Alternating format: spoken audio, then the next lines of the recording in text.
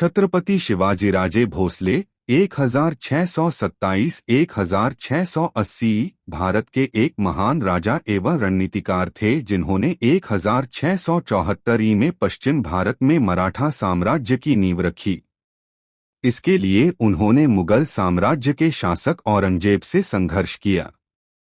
सन 1674 में रायगढ़ में उनका राज्याभिषेक हुआ और वह छत्रपति बने।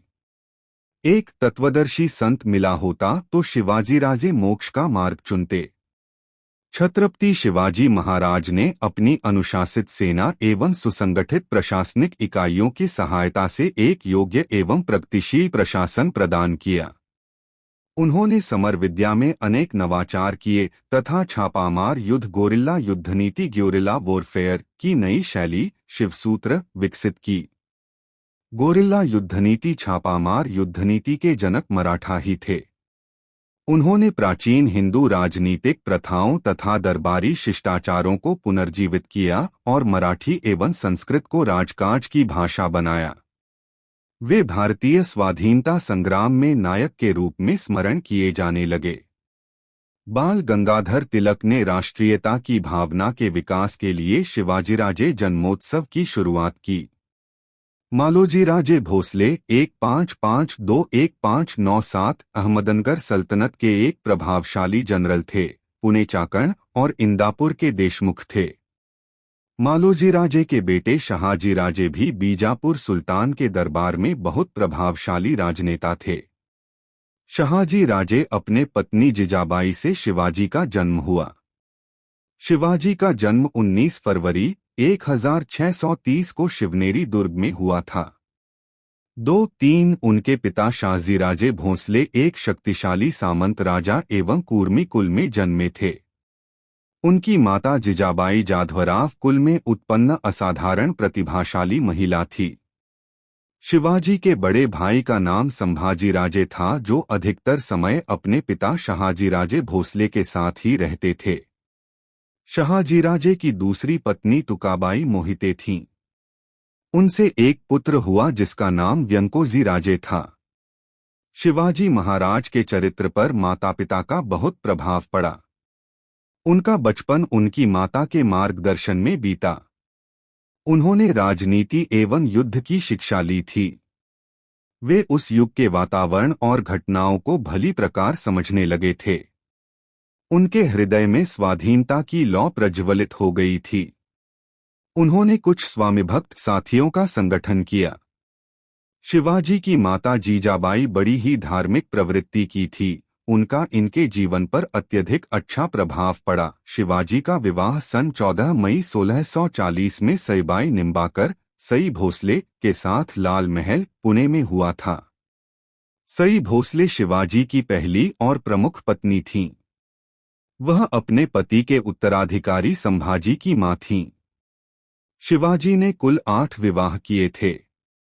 वैवाहिक राजनीति के जरिए उन्होंने सभी मराठा सरदारों को एक छत्र के नीचे लाने में सफलता प्राप्त की। शिवाजी की पत्नियां सईबाई निम्बालकर संभाजी, रानूबाई, सखूबाई, अंबिकाबाई, सोराबाई मोहिते, राजाराम, दीपाबाई, सकवरबाई गायकवाड़, कमलाबाई, सगुणाबाई शिर्के, राजकुंवरबाई, पुतलाबाई पालकर, काशीबाई जाधव, लक्ष्मीबाई विचारे। उस समय बीजापुर का राज्य आपसी संघर्ष तथा विदेशी आक्रमण काल के दौर से गुजर रहा था। ऐसे साम्राज्य के सुल्तान की सेवा करने के बदले उन्होंने मावलों को बीजापुर के खिलाफ संगठित करने लगे। मावल प्रदेश पश्चिम घाट से जुड़ा है और कोई 150 किलोमीटर लंबा और 30 किलोमीटर चौड़ा है। वे संघर्षपूर्ण जीवन व्यतीत करने के कारण कुशल योद्धा माने जाते हैं। इस प्रदेश में मराठा और सभी जाति के लोग रहते हैं। शिवाजी महाराज इन सभी जाति के लोगों को लेकर मावलों मावा नाम देकर सभी को संगठित किया और उनसे संपर्क कर उनके प्रदेश से परिचित हो गए थे। मावल युवकों को लाकर उन्होंने दुर्ग निर्माण का कार्य आरंभ कर दिया था।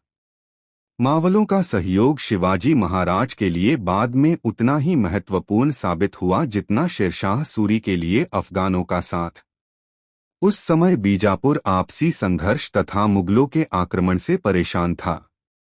बीजापुर के सुल्तान आदिल शाह ने बहुत से दुर्गों से अपनी सेना हटाकर उन्हें स्थानीय शासकों या सामंतों के हाथ सौंप दिया था। जब आदिल शाह बीमार पड़ा तो बीजापुर में अराजकता फैल गई और शिवाजी महाराज ने अवसर का लाभ उठाकर बीजापुर में प्रवेश का निर्णय लिया। शिवाजी महाराज ने इसके बाद के दिनों में बीजापुर के दुर्गों पर अधिकार करने की नीति अपनाई। सबसे पहला दुर्ग था रोहिदेश्वर का दुर्ग। दुर्गों पर नियंत्रण। रोहिदेश्वर का दुर्ग सबसे पहला दुर्ग था जिसके शिवाजी महाराज ने सबसे पहले अधिकार किया था। उसके बाद तोरना का दुर्ग जो पुणे के दक्षिण पश्चिम में 30 किलोमीटर की दूरी पर था। शिवाजी ने सुल्तान आदिल शाह के पास अपना दूत भेजकर खबर भिजवाई कि वे पहले किलेदार की तुलना में बेहतर रकम देने को तैयार हैं और यह क्षेत्र उन्हें सौंप दिया जाए। उन्होंने आदिल शाह के दरबारियों को पहले ही रिश्वत देकर अपने पक्ष में कर लिया था और अपने दरबारियों की सलाह के मुताबिक आदिल शाह ने शिवाजी महाराज को उस दुर्ग का अधिपति बना दिया। उस दुर्ग में मिली संपत्ति से शिवाजी महाराज ने दुर्ग की सुरक्षात्मक कमियों की मरम्मत का काम करवाया। इससे कोई 10 किलोमीटर दूर राजगढ़ का दुर्ग था और शिवाजी महाराज ने इस दुर्ग पर भी अधिकार कर लिया। शिवाजी महाराज की इस साम्राज्य विस्तार की नीति की भनक जब आदिल शाह को मिली तो वह क्षुब्ध हुआ।